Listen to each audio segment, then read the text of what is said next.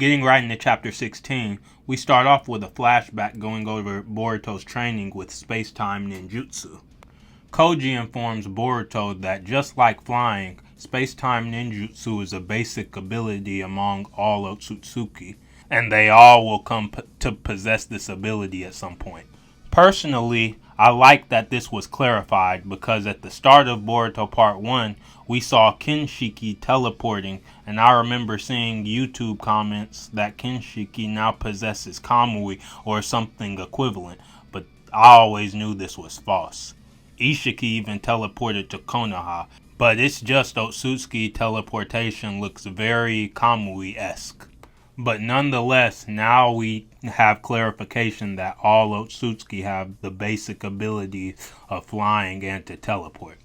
Also, shout out to Orochimaru, because being the genius he is, he created Shin clones and Shin Uchiha from scratch. And Shin not only has space-time ninjutsu, but all of Shin Uchiha and the clone's skin are similar to that of the Otsutsuki. I do believe this means something, but I'll go more into detail about that topic in a later video. Now, back to the chapter. Koji tells Boruto he's manifested his space-time ninjutsu in small, accidental bursts, but that he managed to master it 6 years into the future.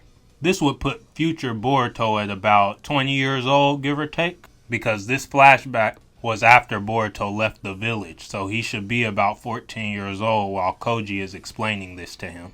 By marking metal with his chakra so that he could sense it out, Koji explains Boruto evolved it into a ninjutsu that enables Boruto to move freely and instantly wherever he wants. Koji explains Boruto named it the Flying RAIJIN jutsu after his grandfather Minato Namikaze's signature jutsu.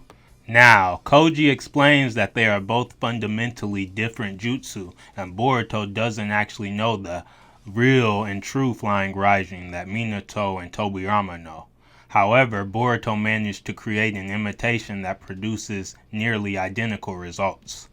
Boruto himself is surprised he devised all this on his own and asks if he's truly a genius, but just like Minato, Boruto is too humble. I remember back in Naruto Shippuden in the war when Minato said he wasn't good at sage jutsu and just casually turned into a perfect sage. Koji tells Boruto that in the future, he managed to figure out that the metal objects, like his sword and ninja tools, are the most suitable for marking his chakra, and this explains the many pendants and symbols Boruto carries with him. While Boruto isn't as proficient with teleporting as Minato, Boruto managed to find a clever workaround. Using the metal symbols and by visualizing each symbol's unique shape, Boruto can effectively teleport instantly between each unique symbol, bypassing the flaw which he wouldn't be able to perceive which symbol he'd fly to since he'd visualized the shape in his mind. While Boruto's not as good as teleporting as Minato, Boruto still has the potential to make his variant of the Flying RAIJIN more versatile than Minato.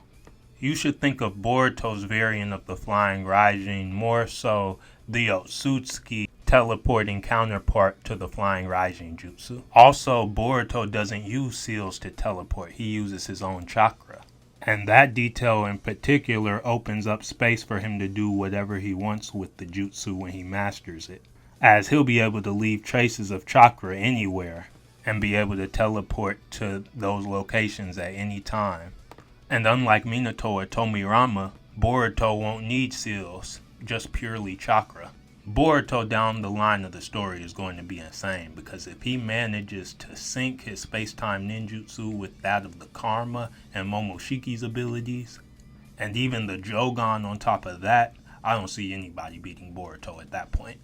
Boruto has attained great knowledge and foresight into the future, and the extent of his future self's trials and errors through the training he went through.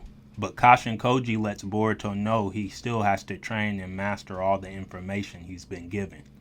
Kashin Koji has essentially given Boruto the blueprint of his abilities and prowess down the line from his future, but it's up to Boruto himself to master all the concepts like Sasuke himself told Boruto he needs to hone his skills.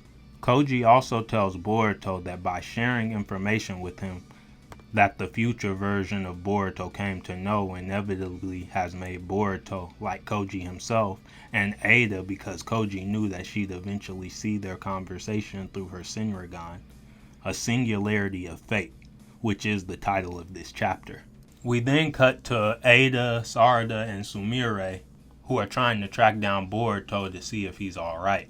While Sarada has good intentions for Boruto and she's trying to find and locate him to make sure he's okay, Sumire and Ada are telling Sarada herself that Boruto most likely doesn't want them to know anything about this and where his location is at. Sumire then goes on to tell Sarada that Boruto has purposely not given them any information on his whereabouts or where he is because he doesn't want to cause them any more turmoil or the village turmoil than he already has. As a reminder, everybody is still under the effects of omnipotence, excluding Sumire, Sarada, Ada, Damon, and the Otsutsuki, Boruto, and Kawaki. Sumire basically tells Sarada that she's not thinking about how Boruto feels. And while she's at it, she tells her that she doesn't care how she feels either because she ran and hugged Boruto a couple chapters ago right in front of her. Now, I think this dynamic between Sumire and Sarada is going to get crushed down the line. Not saying they won't be friends or whatever, but they will have a falling out, or this situation could end up exposing them and everybody else in some major way. After this scene, I can say there's a possibility Sumire could become a Shinju. But that's only a theory. We still gotta see how everything plays out. But while Sumire and Sarada were going back and forth, Ada was just sitting there saying it was awkward, but she did like it, how they were fighting, and she wanted them to keep going. Sumire then gets up to leave, and Sarada calls out to class rep, and she says, "How long are you gonna still call me that?" So yeah, I think Sumire might become a Shinju. At that moment, Ada gets called by Shikamaru and he wants to talk to her face to face. And at that very moment as well, the Konoha elders, Kohora and Homura, are talking to the Fire Daimyo on FaceTime, I believe. This old guy is the little kid's father from the Mujina Bandits arc. We haven't seen him for a while, but it's cool to see that they haven't forgotten any of the old characters they had portrayed in the anime or in earlier arcs of the manga. But basically the daimyo was saying that it was unacceptable that they've had Boruto in possession twice and they haven't been able to get rid of them. But the elders assure him that they will be getting rid of Boruto eventually and shall put an end to all of this. Now we cut to Ada and Shikamaru and where things start getting interesting. Shikamaru tells Ada if it was up to him he wouldn't meet her in person because looking at her muddles his thoughts. The love charm aspect of omnipotence is still affecting Shikamaru strongly, and he understands this. Shikamaru cuts the small talk and asks Ada what of the situation in the sand and what's happened to Gaara and Ryu and Shinki as a result. Ada tells Shikamaru that is just as he predicted. There's a new divine tree person, Ryu, who I just spoke of. Ada tells Shikamaru that Ryu is modeled after Shinki, and that his target is the Kazekage, Gaara of the desert. She tells Shikamaru that Gaara is safe for now since he's sealed away, but Ryu is able to undo Shinki's seal because it was his jutsu to begin with, since Ryu is the modeled Ten Tails clone of Shinki. Shikamaru then arranges to get some ninja ready to go to the village hidden in the sand to take down Ryu for Gaara's sake. Ada then tells Shikamaru that what she saw was from a few hours ago and it wasn't in real time. Shikamaru looks confused and Ada tells him that it's an annoying divine tree who is actually able to look into her eyes when she's watching them with the Senrigan. She's talking about Mamushi, of course, Bug's Shinju counterpart. Shikamaru looks startled and asks her, is that possible and is it some sort of ability? And Ada says she's not sure, but it made her blood run cold and she doesn't know what he would have done if she kept looking. So because of that, Ada tells Shikamaru not to ask her to spy on them anymore in real time, to where Shikamaru obliges. Ada then tells Shikamaru that she knows that he let Boruto escape and get away, and that she won't tell on him because it wouldn't be to her advantage to endanger his position. And she doesn't want to do anything to cause Boruto any more trouble. But she tells Shikamaru She was just thinking out loud on that part. She tells Shikamaru that Kawaki and Boruto has agreed to team up to take down Jura and the Shinju, and that he should just let the two of them handle it. Shikamaru then asks Ada about Boruto's mysterious accomplice, and has she seen him personally. He asks her if it's Kashin Koji, and to his surprise, a toad appears out of Ada's hair, and he tells Shikamaru that he's very bright, and that he's as sharp as ever. Kashin Koji then tells Shikamaru that he's about to give him a lot of information and that he can't ask any questions, and Shikamaru just looks puzzled. Kashin Koji tells Shikamaru to send Konohamaru Sarutobi, Sarada Uchiha, and Mitsuki to the land of sand. Land of wind, rather. The sand village, though. Koji tells him either Ryu, Matsuri, or both are bound to show up. And he tells him to have the trio team up with the two sand ninja and slay them. Shikamaru tells him to explain what's going on and give him a convincing reason why, and Koji told him not to ask any questions, and says if it's not enough to convince them to come up with something plausible. Koji then tells Shikamaru seriously to not let Himawari outside of Konoha, because Jura has his eyes set on her, and if she steps outside of the Leaf Village it may draw his notice, and it will result in her death.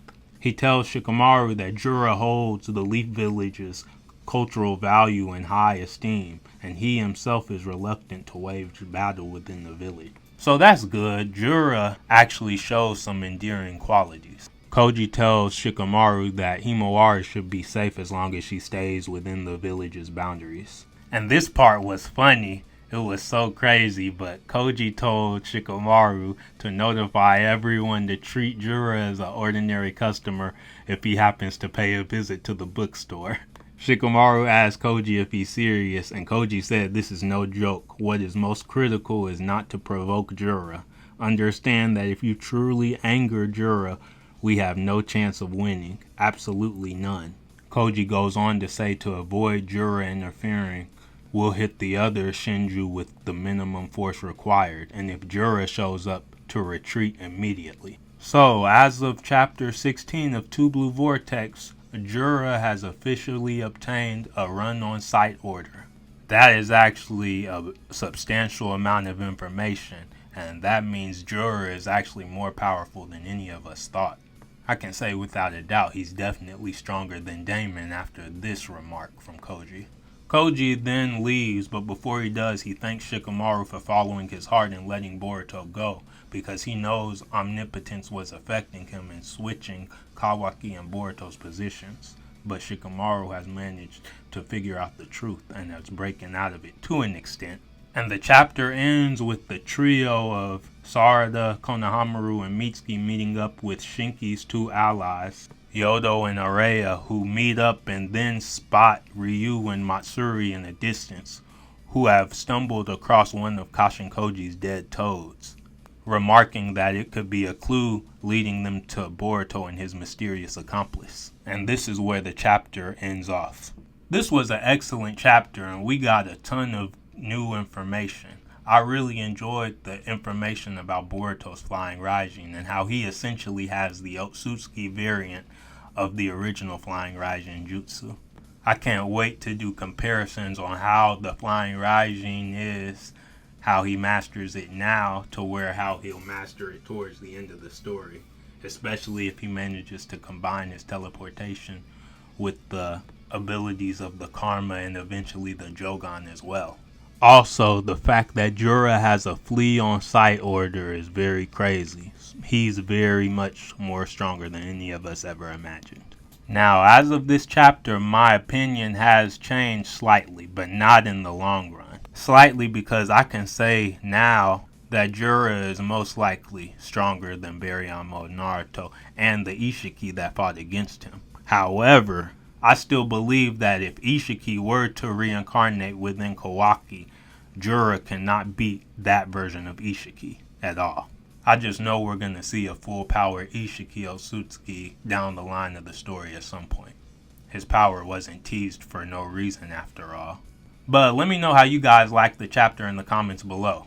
My chapter question to you guys is, which of the Shinju do you think will devour their target first? Will it be Hidari, Mamushi, Matsuri, Ryu, or will Jura end up eating Himawari first? What do you guys think? Let me know in the comments below. See you next video. Later.